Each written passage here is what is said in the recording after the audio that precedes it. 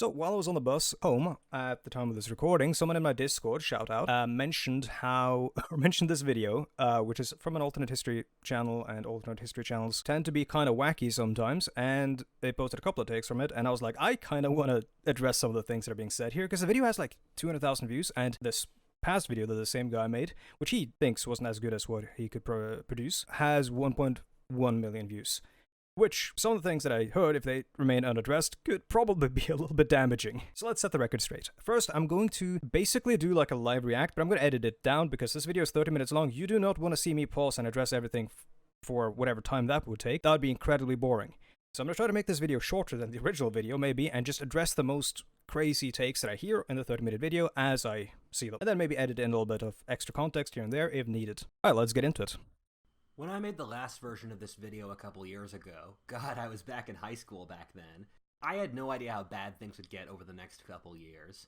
Since then, we've seen both political parties in America claim the election results are faulty. Which, I guess he was in high school when he made the last video, which was 5 years ago. When do Americans go to high school? He might not remember the Gore v. Bush election, where there were also allegations of fraud, and those are very credible. I'll put up a little blurb, and then I'll put a link in the description so you can read about that.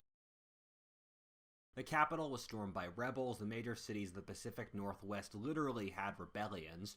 I think he might be overstating the danger of maybe both of these instances. Of course, the Capitol was stormed by, I guess, insurrectionists is the correct term, and there were, I think, the people of the Pacific Northwest cities where these things happened, these protests of, particularly the summer of 2020 after the murder of George Floyd, like, they call those uprisings, which I suppose they were. But I don't think they were, like, on the level of borderline civil war or anything. It's just protesters clashing with police, which is a thing that has happened in America for a very long time. It's why you have weekends. For example, I look up the Haymarket Rebellion.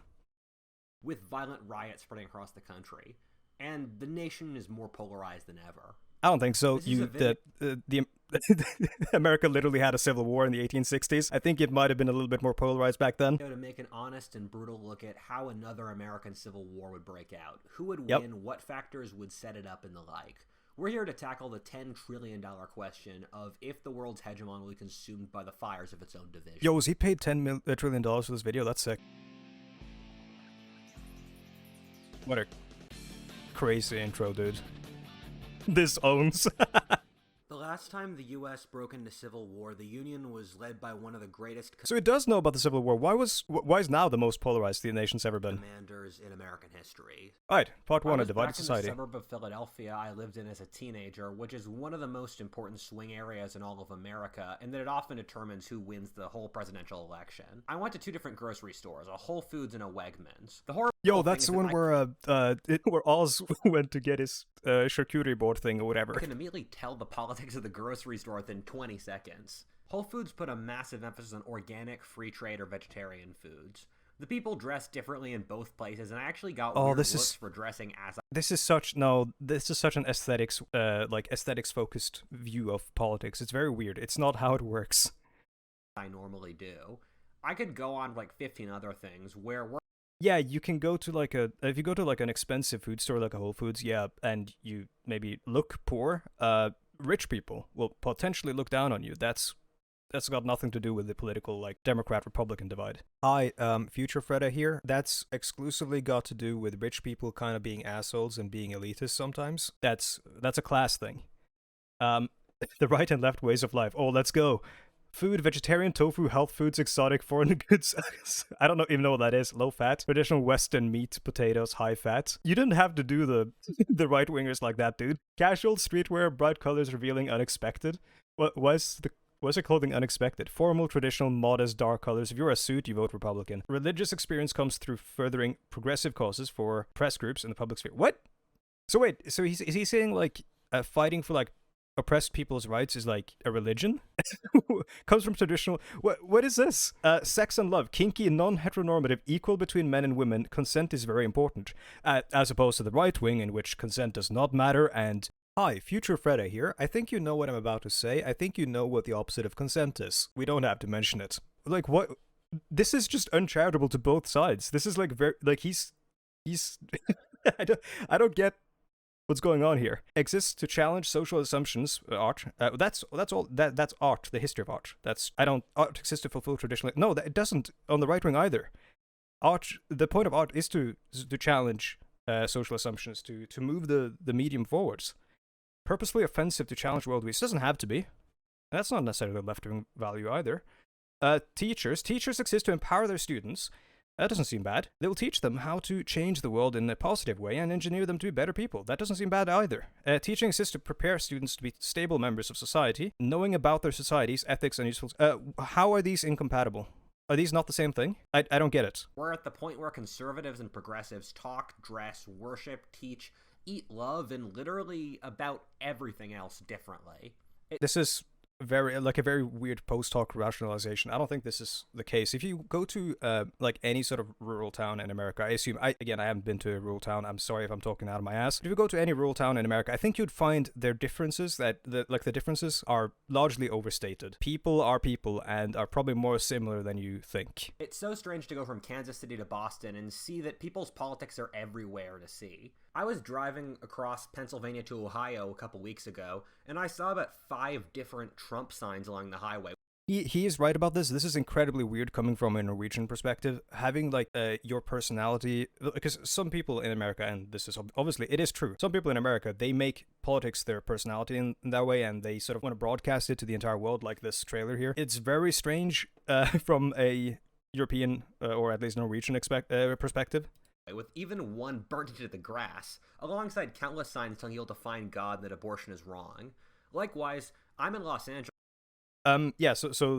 Both of these things, as I'm assuming he's going to address, are not necessarily indicative of the politics of the people who live there or indicative of their values, but largely shape their values and shape their politics, because these things are paid for by interest groups, special interest groups, like this one paid for by Black Lives, or People for Black Lives. That's just one group. That is not necessarily the actual movement. I don't see anything paid for whatever on this one, but I mean they all are. Those billboards aren't paid for by the movement, and social justice, of course, is like a political movement. It is or a political current rather. Wait, hold on, let me see. He was about to say something about Disney. Billboard about encouraging Latinx stories from Disney.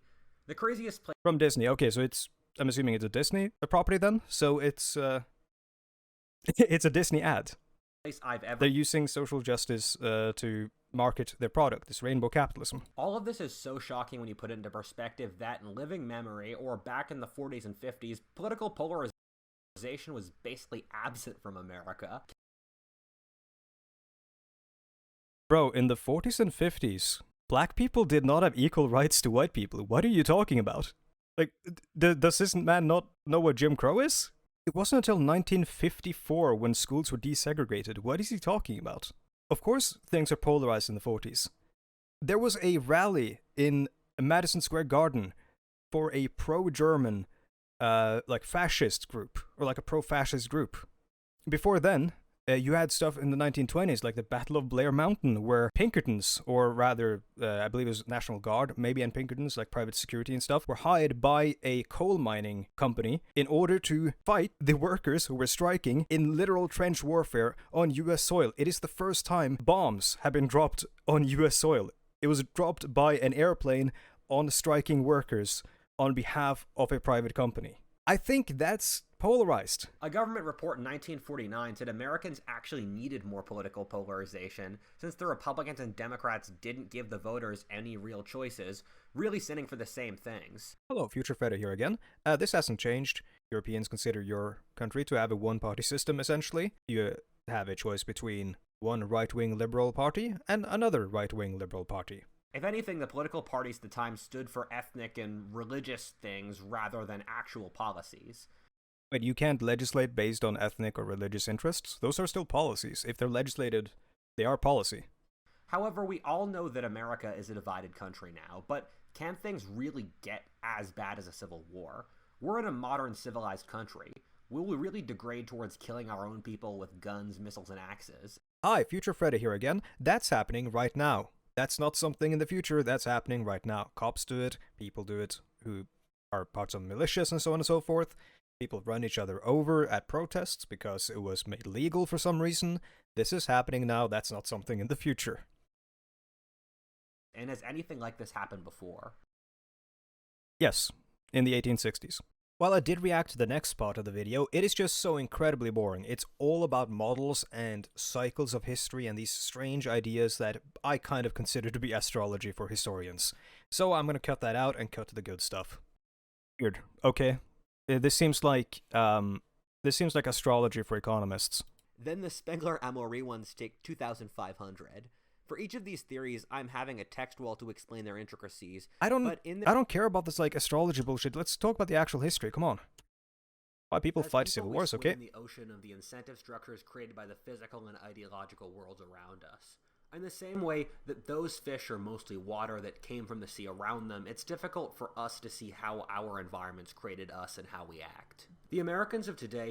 There's a theoretical tradition for this, for seeing how our environments interact with us and how they shape us. It's called materialist analysis. Who want to destroy white men from curriculums are descendants of the men who fought in the beaches of Normandy within living memory. Sorry, what?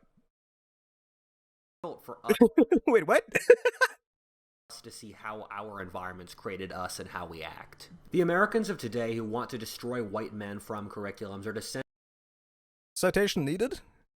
Who's saying this? Like, who wants to destroy white men from curriculums? Descendants of the men who fought in the beaches of Normandy within living memory. However, the way our society is set up incentivizes Americans to hate each other.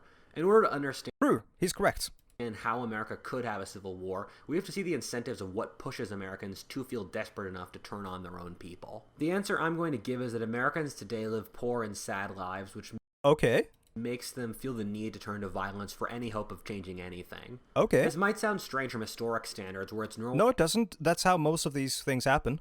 ...to see populations starve or in complete poverty, but pain is pain, and thus still painful, and the America of today has serious problems. Yep. As I've said more clearly in this video, normal Americans have seen their standards of living decline precipitously over the last 50 years, as wages have stayed the same.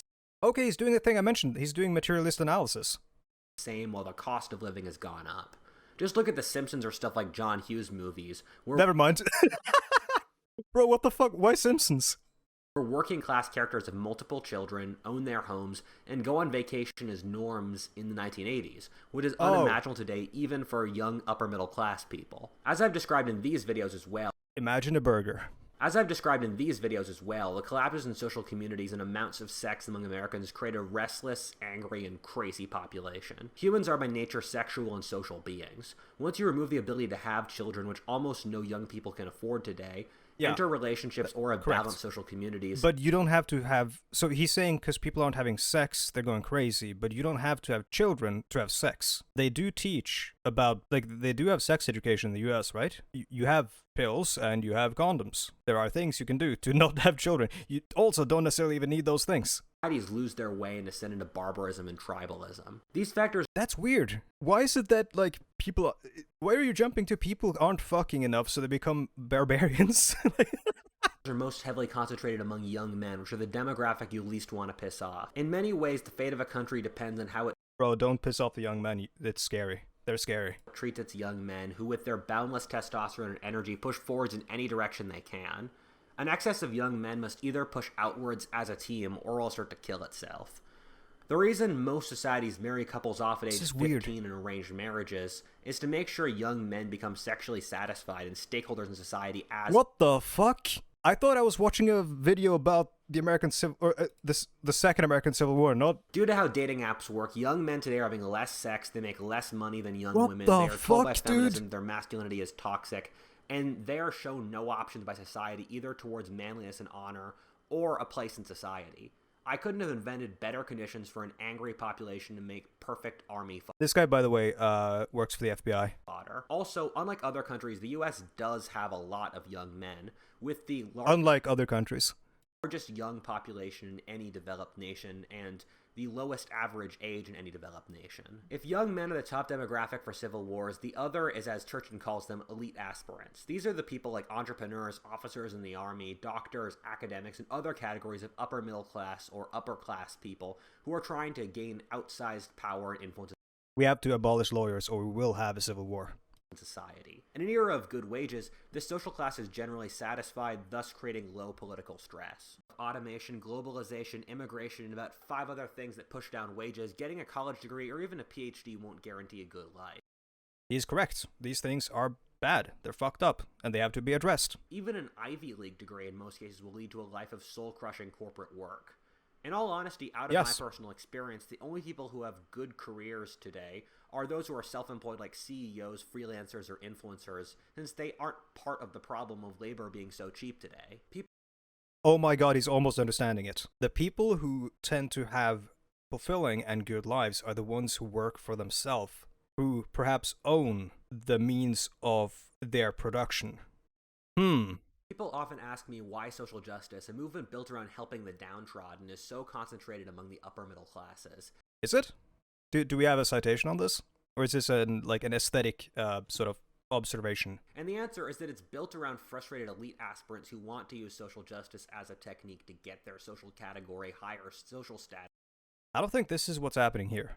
Beyond, for example, actually the politicians of the Democratic Party who use who only sort of tap into the concerns of these actual protesters and then never actually follow through with giving them what these protesters want. That is a genuine read on the situation in terms of what the liberal part of the American political sphere does and their strategies. You also see this on the right wing as well, where they tap into their cultural concerns or their issues of the culture war. For example, abortion, which some very vocal people, like these very vocal people, campaigned heavily for the overturning of Roe v. Wade, even though, by all accounts, abortion being legal within sensible boundaries is actually very popular on the right as it is on the left. Hey, Future Freddy here again.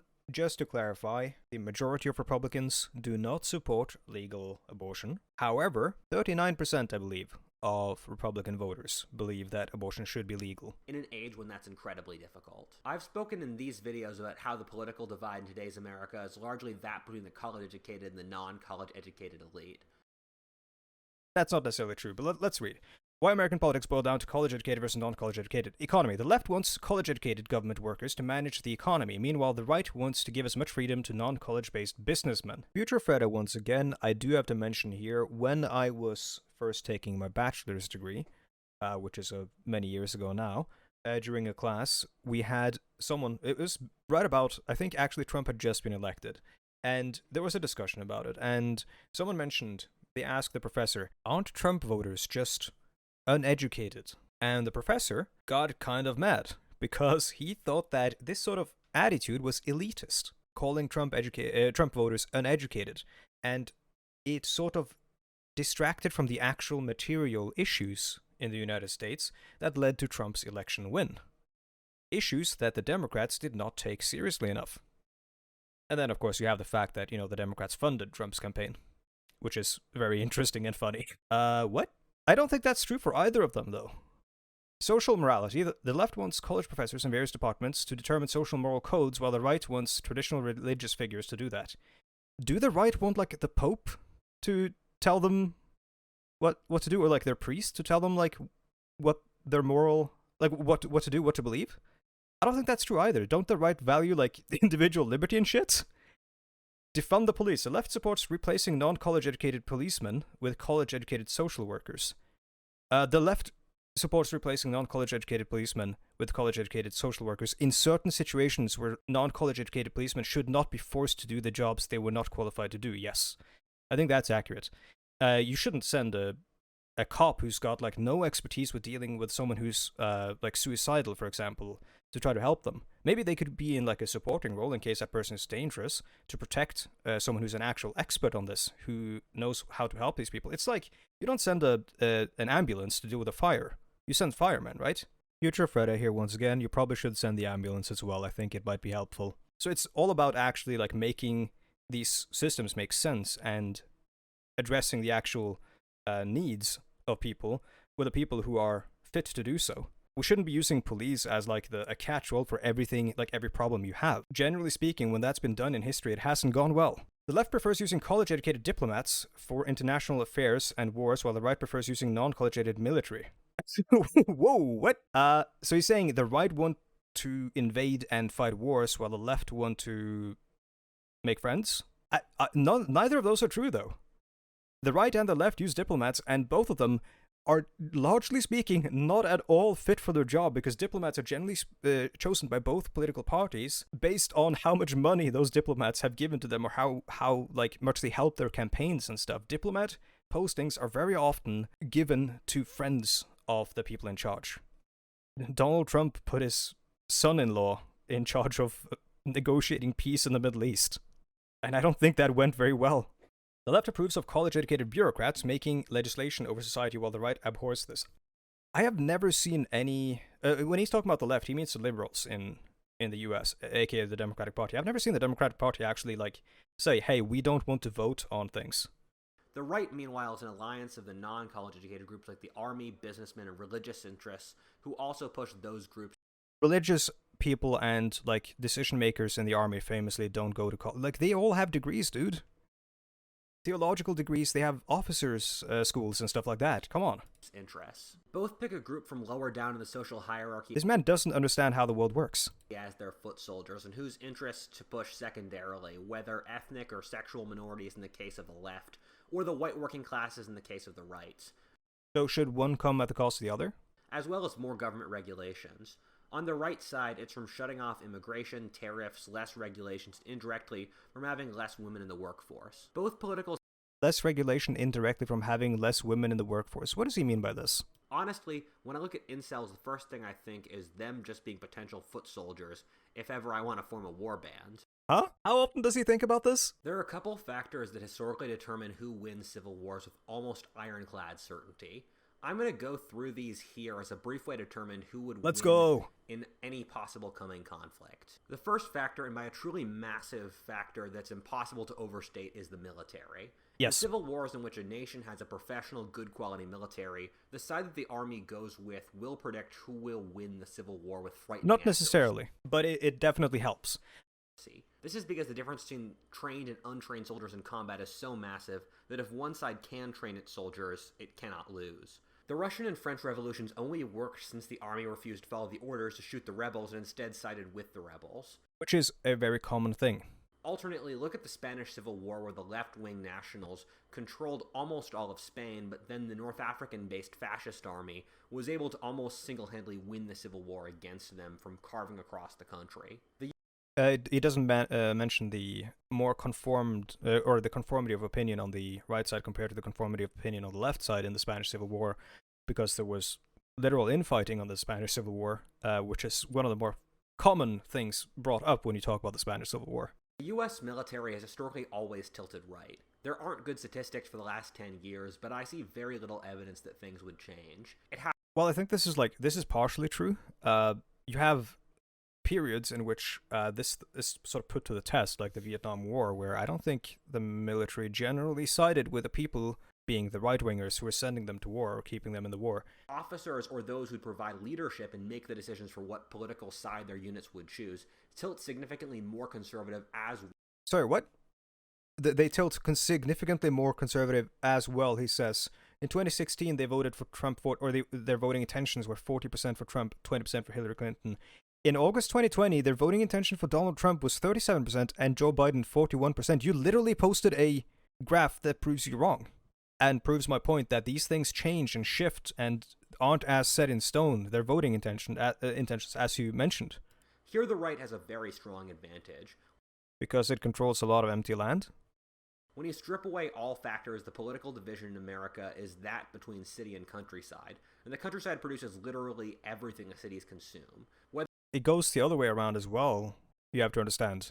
And the countryside doesn't actually produce everything the cities consume. There's also a globalized world out there, which produce a lot of the raw resources which are imported and then go into manufacturing. And some of the manufacturing requires manufacturing overseas as well. But most of the manufacturing is in and around cities, because that creates a lot of jobs, so cities spring up there. Whether food, oil, electricity, in many cases water and the like. So he talks about one thing that's very important, and that's oil. Oil would be very important, and a lot of the oil is found in Texas. So yes, that's a big thing. Since all rural areas in That's America one are thing. conservative, it's incredibly easy to see them just surround and blockade cities, cutting them off from any resources. Surround a blockade, like, it's not like the land itself is going to be fighting the civil war. The people will be fighting the civil war. So you have to think about the infrastructure in these places. Can you move people? Can you move goods? How does this work? Compare that to the infrastructure in places that he calls left-wing. Even on a broader geographic level, the conservative states are a giant central block, while the blue states are on either side of the continent. The blue bubbles in between. Again, that's not necessarily the advantage you think it is. You see these guys, who are all on the coastline, and you see all these guys who are in the middle of the country, they have to travel across land to get anywhere. These guys have the ocean where they can take ships, which are significantly faster to move up and down here, for example. There's still, a canal here in Panama that allows them to go around. So, it's faster to go around than it is to go across, especially with the dog shit infrastructure that the American heartland has, which is, of course, the result of politicians neglecting the American heartland on the right and the left. Between like Chicago, Minneapolis, New Mexico, or Colorado, are surrounded on all sides by hundreds of miles of red territory that would almost certainly immediately consume them. How many people live there? I think this is probably one of the biggest factors, where the right is a single geographic entity encompassing the vast majority of the country. Meanwhile, the left controls various... War is not painting lines on like a Hot Swine 4 map. That's not how war works. If you look at any sort of civil war within the last couple of decades, look at those maps and look at how much territorial control actually matters. Civil wars last forever, and holding and taking stuff on a map doesn't actually matter. What actually matters is holding key central areas, like for example here, Kansas City, or holding cities. That's the big thing that wins civil wars, which in this situation, it seems like the Democrats, if there was a Democrat versus Republican civil war, which is of course absurd, that's not how a civil war would play out in the United States, I don't think, then the Democrats would have a key advantage. Look at where the fighting was going on in Syria and stuff. Like, the big places people fight over aren't like swaths of, they don't fight over a mountain or like swaths of like fields or whatever. They fight over cities. Islands of territory, as well as territory on each coast. But even those long coastal strips are remarkably easy to divide, split up, and keep them from coordinating. So you'd have a central right-wing command in all likelihood. Brother, keep them from coordinating. It's not like they have to send runners across the land to speak. Again, they have the ocean. While the various left-wing He's drawing Hot Swine 4 lines on the map. Would be split between a New York command, a Boston command, a Washington, D.C. command, a San Francisco command, You think they could command armies up in Portland and command armies down here and down in Texas and down in Florida and down here through one centralized command? You think that would be practically possible? This is an insanely large swath of land. That's not how you command armies. What is he talking about? To give an example, Russia, which of course is larger here than here, they have military districts who are in command of certain areas of the country. Seattle command that would make it incredibly difficult for the left to coordinate, while the right could just surround and consume them. The third factor is culture, or what side can muster a tough group of fighting men who will fight fanatically for their cause. In the Russian Civil War, the Bolsheviks started out with something like 2% of the support of the population, but they were able to maintain the most internal unity among their coalition, literally shooting any dissenters. That's not how that went down. The Bolsheviks were one part of a large, broad coalition, or a large, broad movement, which was fighting the Tsar and the Tsarist forces. The Bolsheviks won because they won out on the internal struggle, and it wasn't just shooting anyone who disagreed. There was a lot more complexity to it than that. They did a lot of clever and sort of backstabby political maneuvering against some of the other factions, like the Socialist Revolutionaries and some of the liberal factions. Hey, Future Freddy here again. Just some additional context. What granted the revolutionaries success in Russia was what's called a popular front. A lot of disparate movements who agreed on one thing came together to fight for that one thing, and that one thing was a new constitution and a new democratic society. The first three are this guy fucking loves models. Which basically split apart society to the benefit of the individual. The bourgeois Western left has a really poor track record of keeping the bourgeois Western left. Yo, is this guy a Maoist third worldist? He's this in Hitler's rise to power compared to Stalin. Stalin kept branding everyone who opposed him or even was a potential enemy as counter-revolutionary, not following proper doctrine, and had them removed from power by saying they were abandoning his ideology or not being radical enough. Meanwhile, even when it was clear Hitler was not going to put the Kaiser back on the throne, the vast majority of right-wingers continued to support, or at very least, not oppose him, and let the Nazi state do what it wanted. Is this meant to be a positive for the right-wingers who decided to just let the Nazi state do what it wanted? Future Freddy here again. This is revisionist history. The people who sided with Hitler, who were not outright Nazis but were reactionary right-wingers in one way or another, did not side with Hitler because they wanted the Kaiser restored to the throne. They didn't think that was going to happen. Hitler wasn't exactly sort of shy about talking about his ideology and his manifesto. Instead, they sided with Hitler because they thought Hitler would be a good way of fighting communism. You can see this today where the left does cancel culture, where it just continually eats the members who aren't pure enough. Stalin cancelled all these guys. Of its own faction. And you see that across history where the left would continually split into Marxist-Leninists, Trotskyites, anarchists who could not get along and would have civil wars amongst themselves, and you just do not see that in the right. You do not see right-wingers turn on their own people. Left-wing... You do, though, but in different ways. For example, have you heard of a thing called the Night of the Long Knives? Which was the purging of very many members of the National Socialist Party in Germany. Here's History.com, which of course has its own problems. In Germany, Nazi leader Adolf Hitler orders a bloody purge of his own political party, assassinating hundreds of Nazis whom he believed had the potential to become political enemies in the future. The leadership of the Nazi stormtroopers, the SA, whose 4 million members had helped bring Hitler to power in the early 1930s, was especially targeted. Hitler feared that some of his followers had taken his early National Socialism propaganda too seriously, and thus might compromise his plan to suppress workers' rights in exchange for German industry making the country war-ready. He was afraid that people actually thought he meant socialism when he was doing his National Socialist propaganda, so he had to kill them. Militaries of all sorts underperform militarily. I should have done this, by the way. The Soviet Union went through ideological purges before World War I, with ideological infighting being the norm in the left and purging its own population. Meanwhile, the Nazis famously never purged its own population. The Holocaust, of course, only targeted people outside of Germany's borders. Is he saying German Jews were not Germans? Like, what's going on? While fascist Japan or Germany did not purge their own populations, but instead turned their hatred at other groups and fought terrifyingly well. Connected to the first point, the right has a much more martial culture. I once heard a joke on a left-wing late-night TV show that one side in America brings guns. Jimmy Fallon is not left-wing. He's afraid of saying the word Palestine. One cannot be a hunter in the modern left. The modern left literally views masculinity. Future Freddy here. Right before making this video, I had dinner with someone who hunts, who is also part of the modern left. There's plenty of hunters in the modern left. There's rifle organizations in the modern left as well. The Socialist Rifle Organization of America. And aggression is toxic and to be removed from society. For those that don't read history, societies that martial warrior cultures lose and get conquered. When you get down to it, the sides that win wars are those that can convince young men to fight hardest for them. That's not true. The sides that win wars are the ones who are, generally speaking, logistically capable of fighting a war. That's the deciding factor.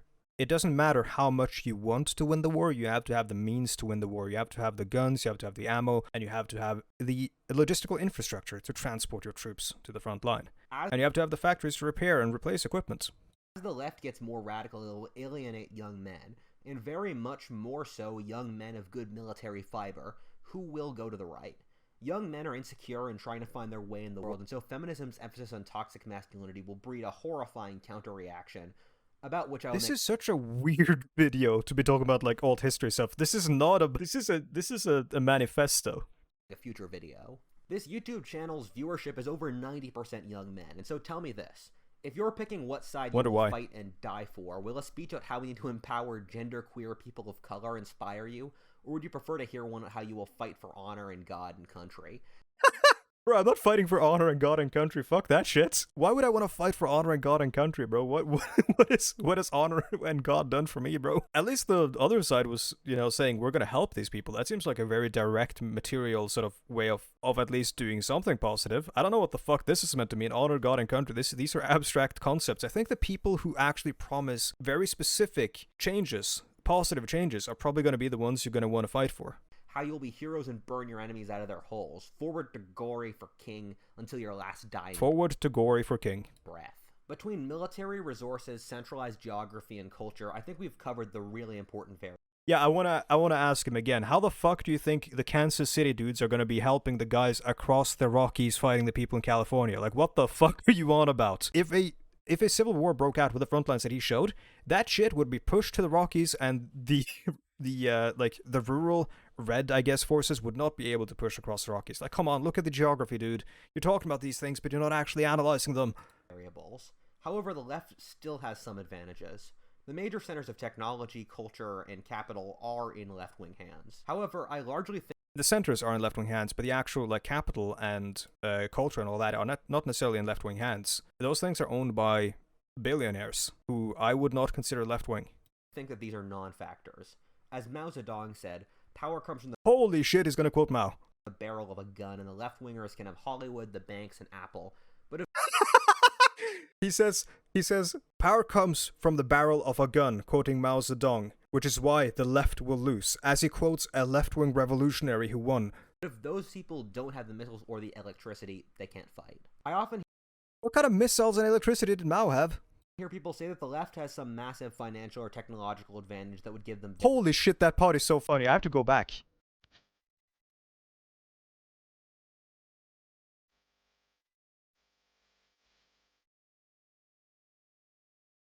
Banks famously run by communists. I hear people say that the left has some massive financial or technological advantage that would give them victory.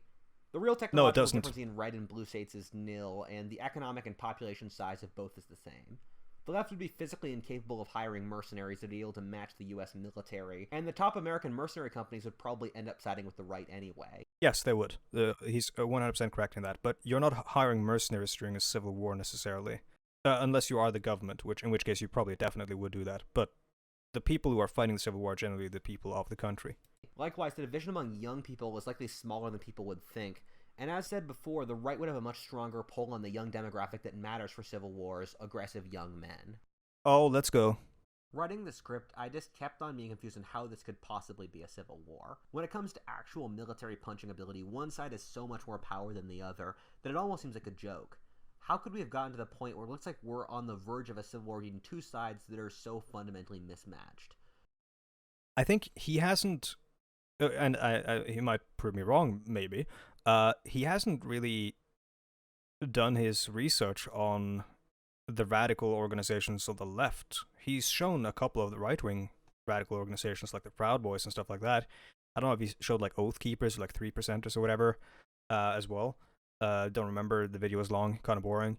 But well, actually, no, it's no longer boring. After that Mao quote, I'm sorry, I'm taking it back. This video is very funny. But he hasn't like done his research on the radical left-wing organizations, which I think many of them might have better organizational power, they're better at organizing than the right-wingers. He hasn't mentioned the Black Panthers, for example, the Black Panther Party once. The whole reason America has gun control did not come from the left. It came from Ronald Reagan on the right in California because the Black Panther Party was showing up, open carrying when demonstrating, and it scared the right-wing white people. And so they started talking about gun control. After giving it some thought, it actually makes sense from a very limited perspective of what makes our era of history special. I remember talking to one of my best friends, YouTuber JJ McCullough, about how the political compass isn't a great metric for looking at history, since basically everyone before the Industrial Revolution would be conservative authoritarian. What? So you think the serfs were like, this rules? Like, giving a lot of the grain to this dude and being pressed into military service to fight for his honor and shit, we're like, we love this stuff? This owns? This is since in the pre-industrial world, half of children died before age 15. Well, the serfs in Russia said, yo, the Tsar, totally poggers. It wasn't uncommon for 1/3 of nations to die in disease and war over a couple decades. War was omnipresent and a bunch of other things like that. People carried It's omnipresent, or it was more present, but we're talking about like the Middle Ages, for example, or the Renaissance or whatever. There were long periods without war in these societies as well, showing Japan, for example, which had a long period of peace before its turbulent Sengoku Jidai, the warring states period, I think it's called, which is what this picture is of, I assume. And then afterwards, they had a long period of peace as well. that their group survived and that they did.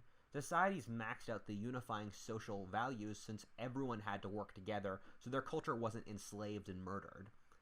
Maxed out the unifying social values. Are you talking about like political PowerPoints or something from a Paradox game? This is why heresy was so scary in the Middle Ages, or why the Romans or Russians made their soldiers serve for 20 He's misunderstanding this. Like, it's not about unifying the culture in order to survive against opponents. That unifying culture was there to reinforce a hierarchical system in order to keep the people in power in power.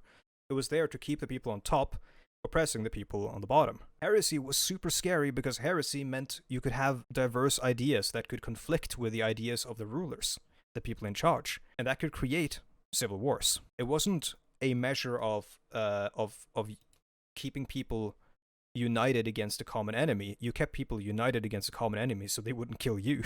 It's all a measure of social control. The American left doesn't view the world in survival terms since it hasn't had to.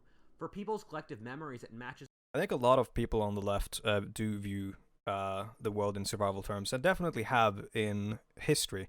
The left he talks about, especially the left that fights for the rights for minorities, for example, a large part of the people who organized for those rights were part of those minorities historically. And those people definitely thought in terms of survival because they were being hounded by the KKK, for example, or other organizations. Sometimes literally the police. Martin Luther King did not die in his bed in peace. Thus, the left simply does not have the values to wage war, organized groups, or the like. A left-winger would never write a report like this since they wouldn't view it in the same cold terms as me.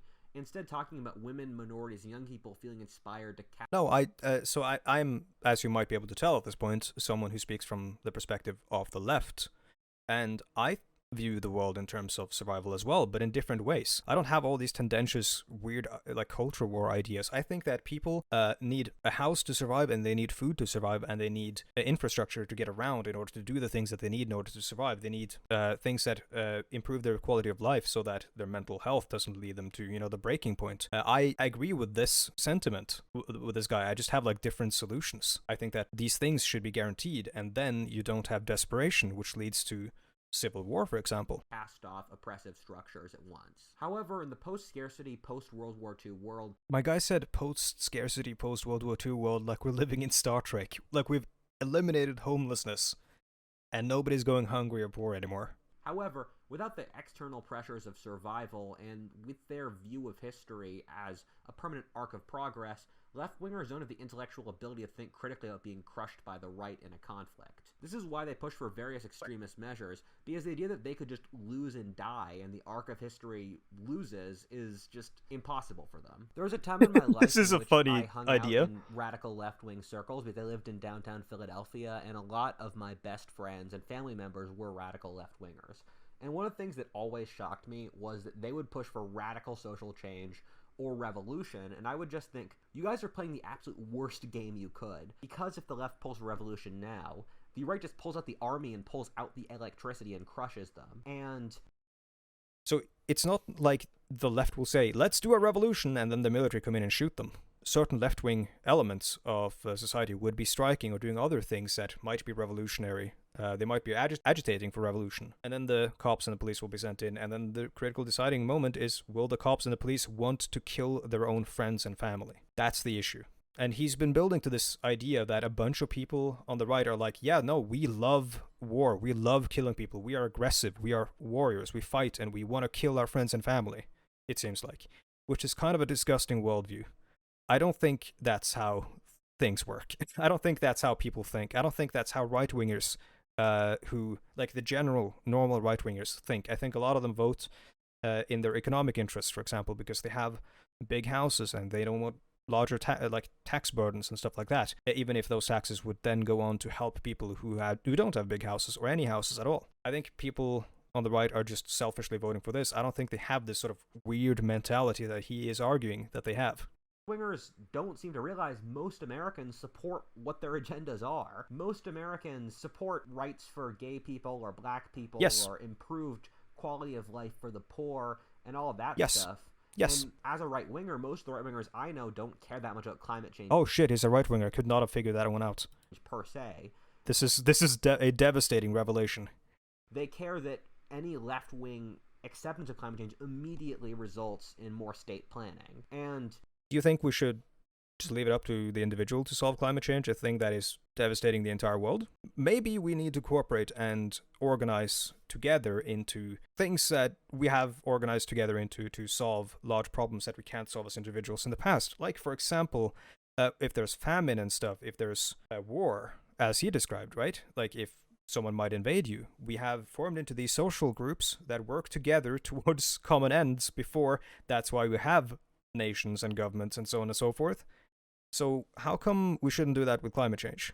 I don't get the argument here. I just don't understand why left-wingers don't play a softer hand to get their policies done. Since the Some of them do. Many of them do. That's why social democracy exists. Future Freddy here. Social democrats in his mind are probably far-left radicals who are arguing for crazy ideas like free healthcare, which is a right in countries like Norway and a lot of countries in Europe, or socialized housing, which is a standard in Europe. These very sensible policies, which are not at all radical to him, are probably insane. So even though he says the left are too heavy-handed in pushing their policies, I think that any policies that remotely address the issues he would consider heavy-handed. left believes that progress is a continuous upward. But he said a very interesting thing here. In the same sort of breath, he said the left believes that the whole country will rally to their cause, and he describes this as a delusion, and then immediately he goes on to say most people support the policies of the left. This society and this situation that he describes is one where most people agree with the ideals of the supposed revolutionaries in this alternate history, a civil war scenario. Why wouldn't they line up in the streets with the revolutionaries if suddenly the military or the government starts cracking down on them for trying to fight for these things that everyone believes in? I don't really understand what he's saying here. The British in the American Revolution. Oh, and he's talking about the rural South who lost against the industrial North. Or the South in the American Civil War are in power. They push various unpopular political programs for their ideological agenda while struggling bitterly to balance between moderates and radicals inside their faction. Political tensions are high, but haven't burnt into flames yet. There were inflaming events beforehand that make both sides angry, but okay, this is kind of boring. Thus causing mass rebellions in left-wing dominated cities. I don't think totally banning abortion would cause mass rebellions. I think it would cause a lot of political upheaval, but I don't think it would, cause like full-on civil war or anything. A Chaz, but 20 times the size. The other side, being the left, tries to do something like stack the Supreme Court, thus resulting in army units in Kentucky refusing to follow orders, which spreads like wildfire. Also, don't think that would ever happen. That's very weird. The difference between this crisis and the ones before is that there was... I think the stacking of the Supreme Court is a thing that could happen, but I don't think army units in Kentucky would then try to overthrow the government. In the left, the right will just win. It's a matter of how long it takes, and I see two different kinds of scenarios that could play out. The first scenario... He's right. If there was a civil war right now, the right would win. The Democrats would win. Is a slow burn. The liberals would win. For whatever reason, left-wing militias seize control over the inner cities and establish their own societies. Again, for whatever reason, whether lack of political will, bad timing, or a left-wing presidency, the right does not crack down upon them. After several years, a populist right-wing president seizes power and brings the nation to a new positive direction. This scenario is a lot to say for it, in my opinion, given that the U.S. is a lot less desperate than other similar eras of history, since no one will starve in America, and Americans tend to be pretty moderate people politically. No one will starve in America? What? People are starving in America now. As the historical record shows as well. The more radical scenarios... But only one major... What is a major rebellion? What's your criteria for major rebellion? I mentioned the Battle of Blair Mountain, where they literally had trench warfare and they bombed people. These sorts of situations are not uncommon in American history. So the left goes more radical more quickly. The U.S. Army feels threatened and then launches what amounts to a coup, cleaning and killing left-wing cities. Restructuring society so the left cannot have power again. This kind of scenario is more plausible than you might imagine, given how America is becoming so politically radicalized that it's entirely possible blood will come. In some ways, it seems like the more likely option. Americans are becoming so unhinged, I don't know by what kinds of peaceful methods they could calm down. On top of this, there's a massive precedent for this sort of thing when unhinged urban leftists cause revolutions only to have the army immediately crush them. Look at France, Germany... Wait, there's a massive precedent for this sort of thing where unhinged urban leftists cause revolutions only to have the army immediately crush them, while showing a picture of Fidel Castro, a left-wing revolutionary who fought through the countryside to take over and who beat the army which was much larger than his own revolutionary group. France, Germany, Spain, Indonesia, Argentina, Hungary, Chile, and the like. The norm, which might be different given how strong America's institutions are, is that the army kills large numbers of the leftist elite and the rest go quiet. Then becomes a conservative military dictatorship for a decade on average. Is that the military is by far the most loved and respected institution in America at 80% support, compared to Congress, the universities, and the media, which are all at 20%. And that makes a military dictatorship more plausible than you could probably imagine. The military is viewed favorably because of propaganda. A military dictatorship is not viewed favorably in America. Try to poll people. How do they feel about a military dictatorship? Let's see. An important fact to consider is that the more developed a country is, the more likely it is to go to right-wing totalitarianism and the less to the left. The only countries that go communist are feudal pre-industrial peasant ones like China, Vietnam, or Russia. Meanwhile, when Germany, Japan, Spain, and the like went authoritarian, they went for fascism. Not a single Western... They didn't go for fascism in Spain. The fascists just won the civil war. It could have gone the other way. Future Freda here again. It's not like Germany or Japan had any sort of democracy to begin with before they turned to fascism. It's not like Germany under the Kaiser was a bastion of democracy. The Weimar Republic was a brief interim between two authoritarian regimes. Plenty of situations like that in South America as well, where it could have gone the other way, and in Southeast Asia. If America has anything to worry about in its future, some form of aggressive, militaristic Christian fascism is probably it. Whatifalthist, and thanks for watching. If you enjoyed that video, please... At least we agree on that one. This video is kind of tendentious garbage. The only funny stuff is like when he says genuinely insane shit like the rural faction will most likely win in an American Civil War, when you literally have an example of that he doesn't really point to, where the exact opposite happened. Or, for example, quoting Mao Zedong for saying why a left-winger can't win a civil war. Or, yeah, this is very funny. It just kind of proves, not necessarily that, because he of course has other arguments that build up to this point, and then he very strangely quotes Mao Zedong. But it just kind of proves that his like whole thesis, and this is not necessarily like about a civil war and like how that would play out. This is a manifesto. This is about the politics of the United States today and what he believes a society should look like. It's just kind of framed in this like weird, funny alternate history way. And that's why this becomes so confused, and he gets all these things like, oh, he meanders so much, and all these things sort of come together like this, where Mao Zedong argues, is supporting his argument that left can't win a war. Honestly, just altogether a very strange video. I'm gonna start editing this one, and it's probably gonna take a while. If you like this video, please hit the like button, comment down below. If you came from his channel, here he is, if you wanna check him out, Whatifalthist. You'll find him right there. If you came, and there will be a link to his video in the description down below as well if you want to watch the original one without me talking over it or pausing and stuff. If you came from this video, please don't say some dumb shit in my comment section. Keep it clean, so on and so forth. Other than that, I have some links as well to my Discord. Again, if you came from this video, I probably don't want you there. And my Twitter, which, if you did come from this video, I do want you on my Twitter. I think it would be very funny to talk to you there. Thank you all for watching. I'll see you guys in the next one. Goodbye.